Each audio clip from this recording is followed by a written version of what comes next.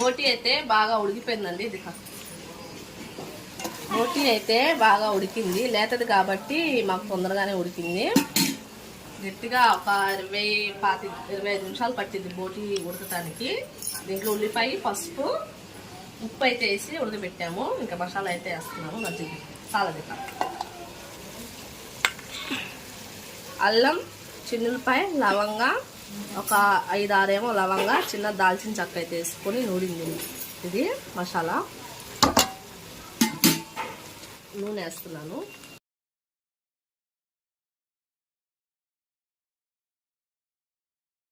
నూనె అయితే చూసుకుని వేసుకోవాలండి. దీంట్లో ఇది కొవ్వు ఉండిద్ది కాబట్టి ధనియా పొడి, నీసు వాసన లేకుండా.